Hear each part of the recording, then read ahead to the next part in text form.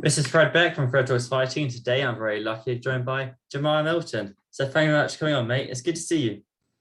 Yeah, man. It's good to finally meet you too, man. How you doing? Yeah, I'm all good, thank you. So I believe you're based out in Las Vegas. How's training going over there then? Going smooth, man. So I'm training at the Mayweather Boxing Club. That's my home gym, and I'm just staying in fight shape, trying to continue to get the good sparring. And I saw you on the Jeff Mayer show a few months ago, Jeff Mayer and Jody Cohen. How was that? Oh yeah, man. Those are my guys, man. Jeff, Joe, Cody, they're all good people, man. Jody, uh, just fun guys to be around. And since you train in the Mayer boxing gym, do you train with Jeff at all? No, I don't train with Jeff. My coach is actually Otis. Otis, you know what I'm saying? He's one of the coaches over at the Mayweather Boxing Club. But Jeff is always in there. He gives pointers and stuff like that too. Since you train in Las Vegas, do you find there's many distractions there? Nah, man. You know what? If you come to Vegas, man, you'll find out living here is a lot different from visiting.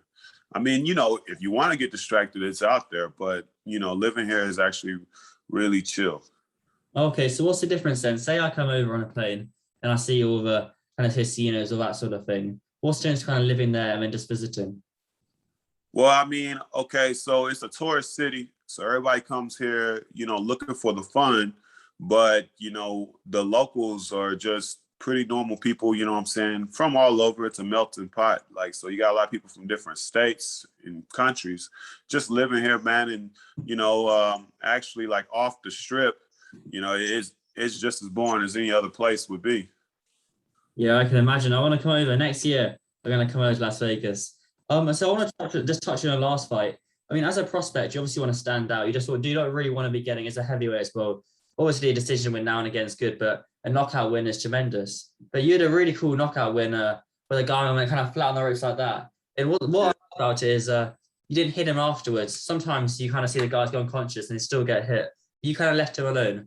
Why was that? I felt like I was in control. I was in complete control of the fight, and that's one thing, a veteran can show is their ability to control a fight. I picked up on a lot of the different things working with the best all the time. So for me, I seen that he was out.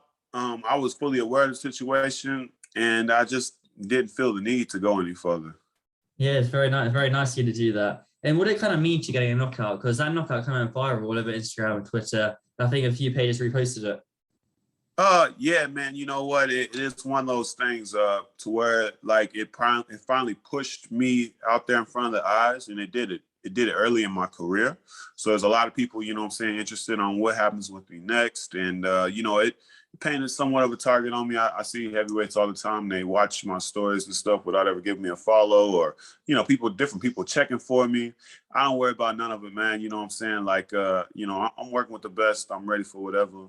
And, I would love to continue to step up. And if that can somehow, push me out there further, I'm going to follow that performance up. So I want to do that again.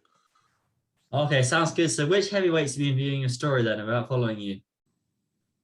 Oh, these guys, they're like, guys that pop in and out of Vegas. Every now and then there might be somebody on there, but nobody of relevance. Nobody of relevance, these guys. I don't think any of them are relevant at all. But I see them watching me and I don't really care. You know what I'm saying? They know where I train. But it's interesting. I'll have guys pop up. There'll be heavyweights. Like there was one heavyweight came down, fought on the he was fighting on one of the undercards show out here, and he knew exactly who I was. So it's always interesting to see a guy like that you might not even know that knows you, and that's how it was when I went over to the Mayweather Boxing Club. A lot of fighters come to that gym, and then they spot me based off of that performance, and so that's just something that keeps me ready to work because I know there's people out there that they just want my spot. They want to shine, they want to take it from me. Yeah, I can imagine. And you were last out in April. Now it's November. And as a boxing prospect, you want to be staying as active as possible. Has there been a reason for that kind of a long layout? Man, there's been a couple of different things.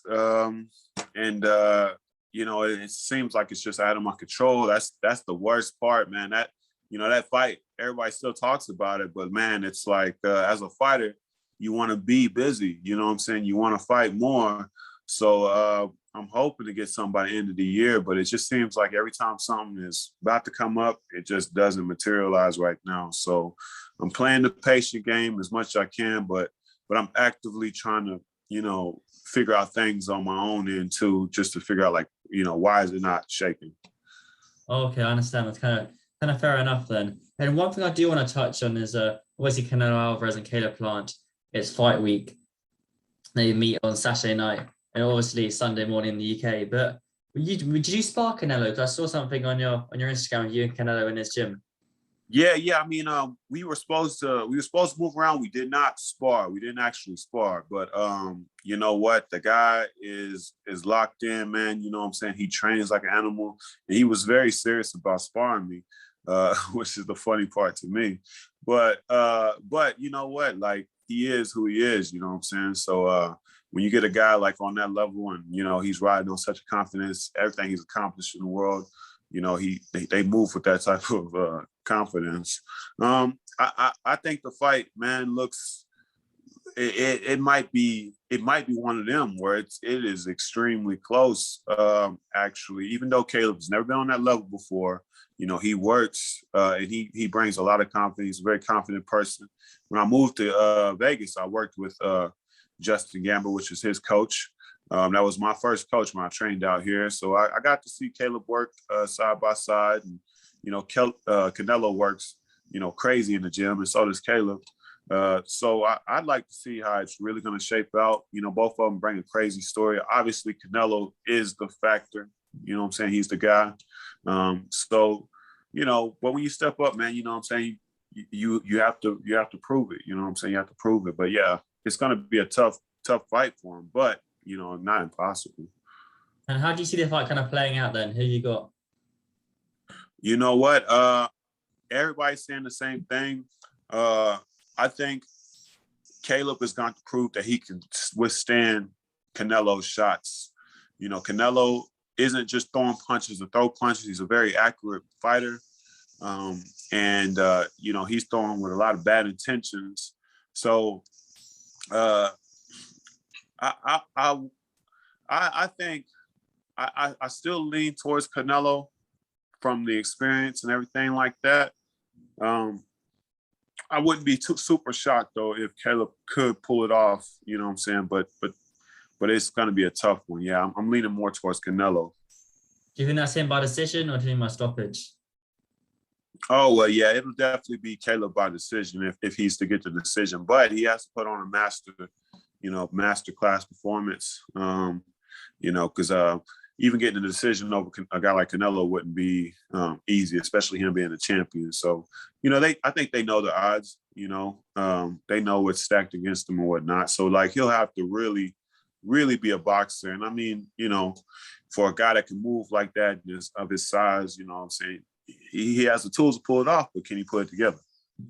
Yeah, I know it's been exciting. Good fight as well. And it's the undisputed 168 as well. It's not often you're going to have a undisputed champion. And just going back to the camp, what was it kind of like being in camp? I know you're sparring Frank Sanchez. What was it kind of like being in the Canelo camp with Eddie Reynoso as well? Oh, man. The whole team, you know what I'm saying? The whole team is very, very focused. It's a small gym. It's a personal gym. Not anybody can just walk in there. So they're very, very strict about what they do. So like, immediately after sparring, they go straight into their conditioning workouts and stuff like that. And Frank does exactly what Canelo does. So, getting to witness how they train and like how effective it is, I really like the things that they do. And it shows in their records, you know what I'm saying? Like 9 straight wins is exactly, you know what I'm saying? Like their work ethic, they all keep each other accountable. You got Andy Ruiz in there. You got, maybe Valdez coming in, you know what I'm saying? You have, just the whole working atmosphere. Everybody's just working. And it's almost like a little family or something. They're playful too. Yeah, it seems quite good. And does that kind of inspire you to work harder as well, kind of seeing those champs work? Yeah. I mean, like I say, I've gotten to be a part of a couple of different training camps now, and just seeing how people work. And you know, I like the Peacock Gym out there in London. You know, those boys, whenever they had Daniel getting ready for his fight, you know, the whole team was just, you know, rallying and stuff like that. So yeah, it's inspiring. You can take something, you can learn from it. And I feel like when I first took my trip out to London, that's where you really seen the level up in my boxing coming. So that's where you'll see, you know, every time I go off somewhere, I don't just go as a sparring partner, man. I go to get mine and grow. So I mean, I'm definitely getting mine in. Yeah, it sounds so good. And obviously, you want to be picking when you go spar someone, you'll be picking a few things up. Yeah, imagine what was it Peacock Gym? We got Martin Bowers as head coach there. It must have been quite good. But all right, Jamal, thanks so much for your time today. I do really appreciate it. So where can people find you on Instagram, Twitter? You got anything coming up you want to shout out? Oh yeah, absolutely. So you can follow me at Dreamland_Milton. You know, the pride of Black Wall Street from Tulsa, Oklahoma. You know, and that's also my Twitter as well. So you know what I'm saying, stay tuned. You know, once we get this thing rolling, once I'm in the ring and it's just going, you know what I'm saying, you'll hear a lot more of me. And yeah, so I mean, that's pretty much where you can find me. Awesome. I'm sure we'll catch up after your next fight then. All right. Thanks so much for your time today. I really appreciate it. Thank you. All right, Fred. Take care, brother.